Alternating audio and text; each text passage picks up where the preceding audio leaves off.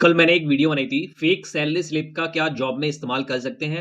क्या जॉब में झूठ बोल सकते हैं? तो मैंने कुछ कंडीशन बताई थी कि उन कंडीशन में आप ये चीज़ें कर सकते हैं, लेकिन कुछ मैंने सावधानियाँ भी बताई थी और कुछ एक्स्ट्रा चीज़ें भी बताई थी, जिससे अगर आप पकड़ में आते हैं या आपकी वेरिफ़िकेशन होती है, तो आप बच जाएँगे। ऐसा आप ना करें कि आपको ज़रूरत नहीं है और ये आप आदत बना लें। मैंने उस वीडियो में कंप्लीटली आपको समझाया था। आपने अगर नहीं देखा तो वो वीडियो आप देख सकते हैं मेरे इस चैनल पर। उसमें कई लोगों ने पूछा था कि कौन-कौन सी कंपनी ऐसी हैं जो टर्मिनेट करती हैं? क्या उसकी लिस्ट मिल सकती है ताकि हम उसको अवॉइड करें? मैंने उसी वीडियो में आपको बताया था कि कंपनी जितनी भी होती हैं, सब टर्मिनेट कर सकती हैं आपको। अगर आपने गलत इंटेंशन से ये सारी चीज़ें की हैं तो। और आप अपनी सैलरी को जस्टिफाई नहीं कर पा रहे तो।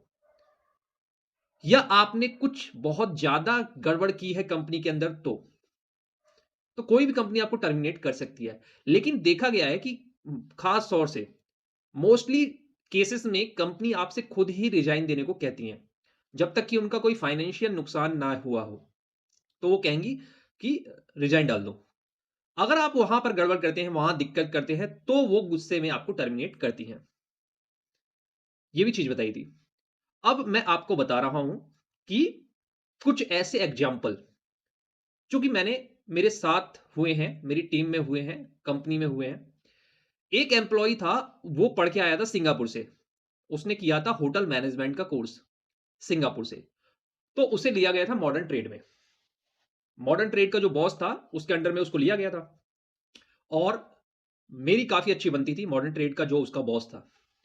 तो शुरुआत में वो बंदा और मॉडर्न ट्रेड का जो बॉस उसका जो बॉस था, बहुत अच्छी उनमें पड़ती थी, बहुत सही चीज़ें थी।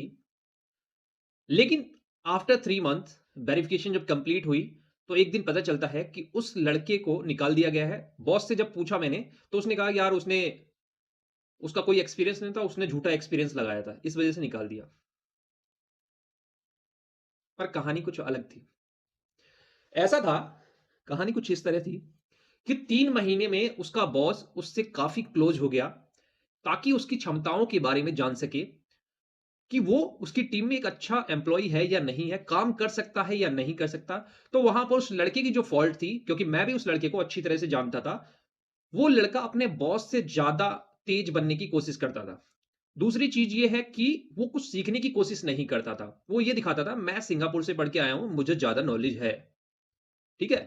कूल बॉय, 4 व्हीलर से आता था और कुछ इस तरह दिखाता था कि उसे ये जॉब मिल गई है, तो ये परमानेंट जॉब है, कुछ सीखने की ज़रूरत नहीं है, उसकी तो जो डिग्री है, वही काफ़ी कुछ बोलती है। और धीरे-धीरे काम करने पर वो, क्योंकि हम भी काफ़ी जगह पे जाते थे सेल्स करने, तो वहाँ पर वो परफ़ॉर्म नहीं कर पाता था और उसकी कोई इच्छा भी नहीं होती थी। उसको ये था, बड़े बाप का लड़का था, तो उसको ये थी। अब उसके बॉस को ये लगा कि ये मेरी टीम में एक भार है, शुरू से ही लगने लगा। और बाद में जब वो वेरिफ़िकेशन आई, तो उसके बॉस से पूछा गया कि क्या इसको रखना है या नहीं रखना? तो बॉस को तो एक मौका चाहिए था, तो उसने कह दिया, निकालो, ये तो काम भी नहीं करता, ये तो कामचोर है, ये तो सीखना भी नहीं चाहता। और जिन्होंने उसकी हरकतों को देखा था, एचआर ने, चाहे मैं जैसे बता रहा हूँ, सबने, तो वो मतलब ऑफ़िस के लोग जानते ही थे कि ऐसा है, सही कैंडिडेट है नहीं, क्योंकि कंपनी वाले भी मैनेजर से पूछते हैं, क्या ये हमारे लिए वैल्यूएबल कैंडिडेट है? क्या ये प्रॉफ़िटेबल कैंडिडेट है? तो इसकी 1000 गलतियाँ हैं, तो भी हम इसको रख सकते हैं। तो मैनेजर ने बताया, बाकी उसके बॉस ने भी बताया। फिर उसको निकाल दिया गया, उसको बुलाया गया ऑफ़िस सीधा और रिज़ाइन डालने के लिए बोला गया, रिज़ाइन उसने डाल दिया। तो जॉब में ऐसा नहीं है कि कोई गलती नहीं करता और सेल्स जॉब में कोई गलती नहीं करता। लेकिन अगर सिस्टम चाहे तो आपको रख सकता है, सिस्टम नहीं चाहेगा तो आप नहीं रह पाएँगे और सिस्टम सिर्फ़ उसे ही चाहता है जो प्रॉफ़िटेबल होता है, जिसको सीखने की लगन होती है, जो उस पोज़ीशन के काबिल बनने की कोशिश करता है कम समय में। आप समझे मेरी बात?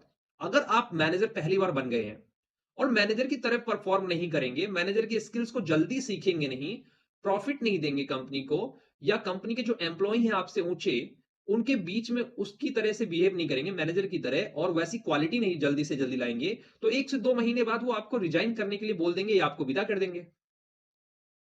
और कोई ना कोई फ़ॉल्ट सबकी होती है, तो वो आपकी वो फ़ॉल्ट ढूँढेंगे और कहेंगे, "भई, ऐसी गड़बड़ी मिली है, बताओ क्या करना है? रिज़ाइन कर दो।" आप मना भी नहीं कर सकते, ठीक है? ये चीज़ है। एक एम्प्लॉयी और ऐसा था, मतलब ऐसे में बहुत सारे केस हैं, लेकिन मैं आपको बता रहा हूँ, उसकी बहुत बड़ी फॉल्ट थी। लेकिन मैनेजर से लेके उसका बॉस ऊपर तक उससे काफ़ी इम्प्रेस थे और यही बोला कि देखो ऐसा हुआ है, तुम्हारा बारे में वेरिफिकेशन जो आई है वो गड़बड़ है, बताओ क्या करना है? तो उस लड़के ने कहा कि मैं तो काफ़ी सीखने की कोशिश कर रहा हूँ और मैं परफ़ॉर्म करूँगा, तो उसको रख लिया गया। क्योंकि उसका बॉस उससे पहले से ही इम्प्रेस था, ठीक है? तो आपको समझ में आया कि कोई कंपनी ले लेती है, आपकी गलती नहीं भी है और आप परफ़ॉर्म नहीं कर रहे हो, तो कंपनी आपको बोझ की तरह ट्रीट करने लगती है और फिर वो जल्दी से जल्दी आपको निकालना चाहती है, उसके लिए कुछ भी कह सकती है, या तो आपको सीधा मना कर सकती है, बड़ी कंपनी है, लीगल काफ़ी सारी चीज़ें हैं, तो वो आपको कहीं न कहीं फँसा के या कोई ना कोई आपका फ़ॉल्ट निकाल के भी आपको टर्मिनेट कर देगी, निकाल देगी। आप क्या कर पाएँगे? जॉब बना ही इसलिए है कि आपको सैलरी मिलती है, वो सैलरी से ज़्यादा आपको बॉस बॉस को, कंपनी को कमा के देना है। तो ये सिंपल सी एक कहानी है और झूठ हर जगह नहीं बोला जाता, कुछ जगहों पे बोला जाता है जहाँ उसकी बहुत ही ज़रूरत है। वो भी मैंने उस वीडियो में बताया था। तो आप इस तरीके से करते हैं और इसको झूठ बोलना नहीं कहते, इसको फेक नहीं कहते, इसको कहते हैं डिप्लोमैटिक। ठीक है? डिप्लोमैटिक होना। वीडियो अच्छी लगी है तो लाइक करिए, शेयर करिए और अपना जो भी एक्सपीरियंस हो वो मुझे शेयर आप कर सकते हैं।